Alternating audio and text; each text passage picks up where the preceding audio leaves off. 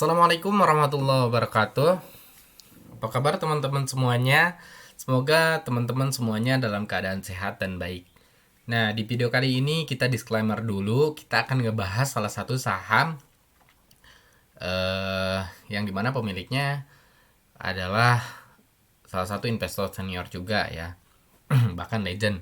Nah, di video ini berisi tentang analisis saya pribadi ya, bukan ajakan untuk membeli atau menjual emiten dari perusahaan yang akan saya jelaskan. Oke, kita lanjut aja ya. Perusahaan yang akan kita bahas adalah PT Gajah Tunggal Tbk. Ya, kita bahas dulu secara profilnya. Gajah Tunggal didirikan tahun 1951. Kegiatan usaha utama perusahaan ini yaitu menjalankan usaha dalam bidang industri barang-barang karet dan mendirikan pabrik barang-barang karet untuk memproduksi, menjual, memperdagangkan dan mendistribusikan ban dalam dan ban luar untuk mobil, sepeda motor dan kendaraan barang lainnya itu adalah produk utama ya. Barang-barang lainnya dari karet dan barang-barang lainnya yang terkait dengan bahan baku ban, produk-produk perseroan antara lain yaitu kayak GT radial, terus GT radial untuk kategori barang radial penumpang PCR, SUV, 4WD ya, dan pick up. GT untuk kategori ban radial truk dan bus, terus dan ban radial truk dan bus ringan LTR ya. Gajah Tunggal merupakan merek ban bias untuk kendaraan komersial yang diproduksi oleh perusahaan yang sampai saat ini tetap menjadi andalan di berbagai perusahaan transportasi, perkebunan, dan tambang. IRC dan Zenos itu adalah merek ban yang untuk sepeda motor ya, diperuntukkan untuk sepeda motor. Nah, jadi di sini nggak heran ya kalau misalkan teman-teman ternyata pakai juga produk dari dari Gajah Tunggal ini. Nah, saya sendiri pengguna dari produk dari Gajah Tunggal ini ya. Nah, di sini kita lanjut ke shareholdernya. Denham Pte Ltd yaitu perusahaan pemegang kendalinya yaitu di 49,5% ya. Masyarakat umum di 35,4%.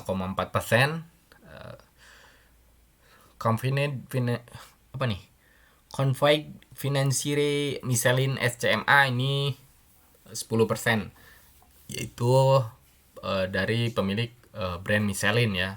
Dia juga punya porsi saham 10%. Jadi ini asing juga nanam modal di Gajah Tunggal, gede juga nih. Dr. Andos Lokeng Hong ya, investor legend Indonesia, dia pegang 5,1% di Gajah Tunggal ini.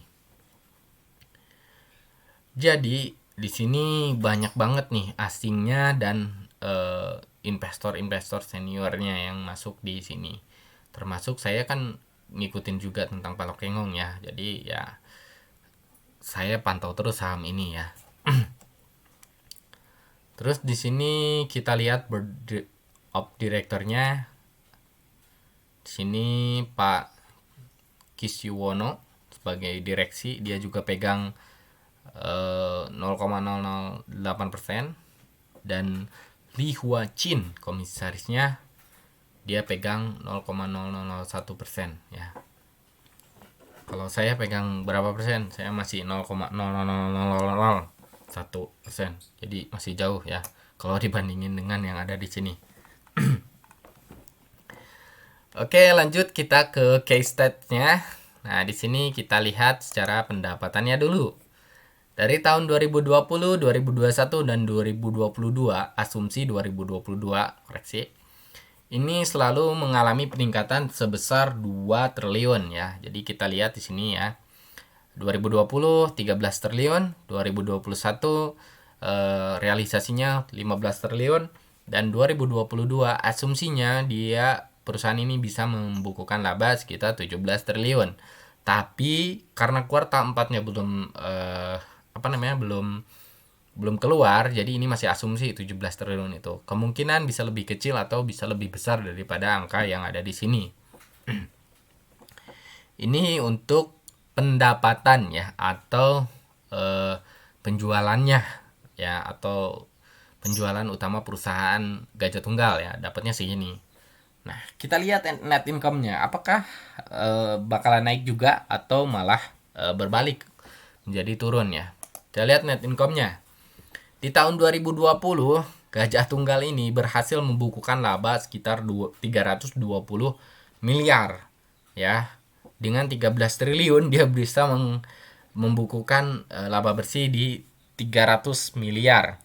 Terus di tahun 2021 dengan pendapatan 15 triliun dia bisa membukukan laba di 86 miliar.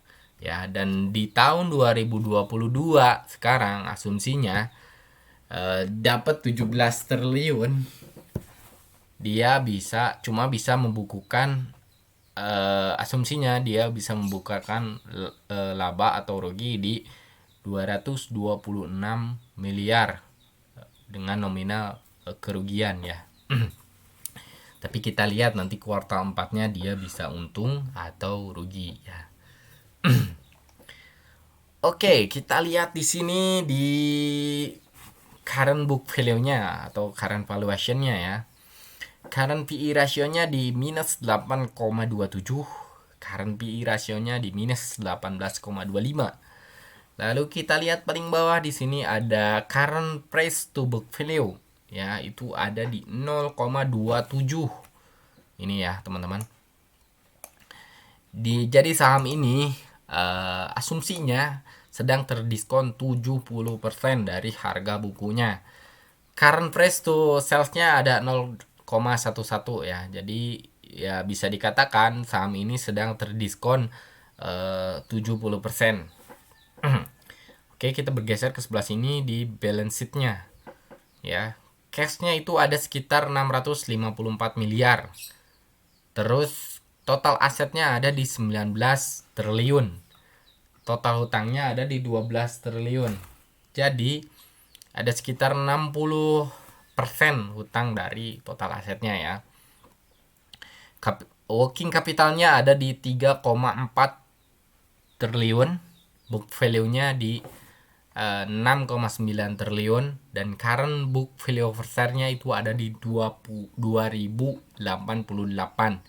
Jadi kalau misalkan kita asumsinya beli di harga 565, itu ada keuntungan sekitar 73%-an ya untuk mencapai harga wajarnya. Mungkin nggak ke harga itu? Kalau menurut saya mungkin, tapi dalam waktu yang cukup panjang atau long term ya. Kenapa memungkinkan seperti itu? Karena ya kita lihat dari sisi fundamental perusahaan ini, pertama pemegang sahamnya itu kebanyakan asing dan juga brand besar juga masuk di sana, kayak Michelin juga ada di sana.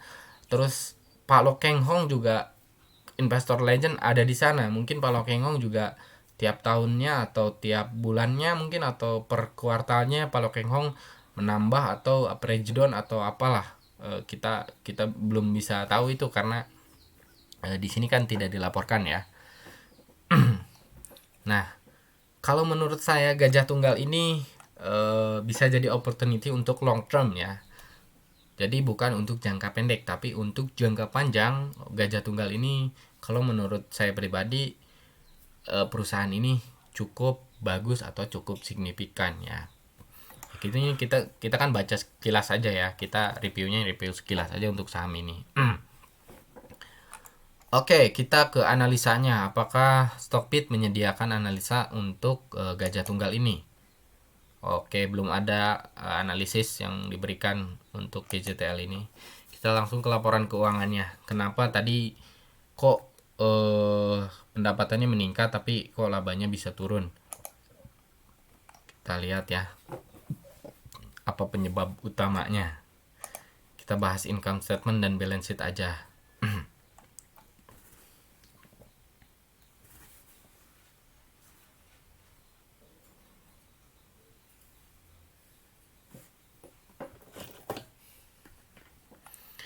Oke, kita bahas di sini untuk income statement-nya dulu.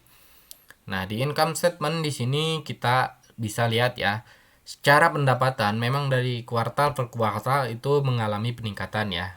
Ini kita bisa lihat, teman-teman bisa scroll aja. Tadi dari tahun 2020 kan, ini bisa naik ya, kan 37, 21, baik lagi ke 33, 39, 41, 425. Ini kita bahas pendapatan dulu. 4,4 di tahun 2022.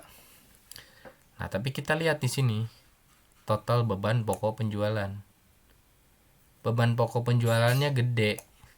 Jadi pendapatannya dia dapat tinggi, tapi HPP yang dikeluarkan perusahaan juga tinggi untuk mendapatkan produk itu gitu. Jadi labanya itu kekuras gede di HPP-nya ya. Jelas masalah untuk Gajah Tunggal ini bahan bakunya atau mungkin tenaga kerjanya atau misalkan mesinnya dan lain sebagainya, pokoknya ini yang memberatkan atau yang menguras cukup banyak keuntungan dari pendapatan dari Gajah Tunggal ini adalah di beban pokok penjualan ya. Jadi HPP-nya kalau menurut saya terlalu tinggi. Jadi mungkin karena bahan bakunya yang naik, atau mungkin ada part-part dari atau mesinnya yang update sehingga butuh biaya yang lebih dan lain sebagainya. Jadi HPP-nya yang terlalu yang gede, yang memangkas pendapatan yang cukup tinggi ya di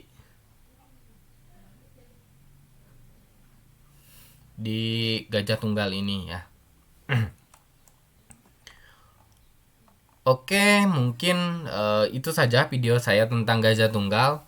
Secara keseluruhan Gajah Tunggal ini kalau secara long term itu sangat bagus ya, tapi kalau untuk jangka pendek ya saya belum bisa sarankan ya, karena memang perusahaan ini mengalami kerugian. Tapi untuk jangka panjang menurut saya perusahaan ini bakalan fight dan bagus banget untuk kedepannya ya. Oke, mungkin itu saja. Kurangnya saya mohon maaf. Assalamualaikum warahmatullahi wabarakatuh.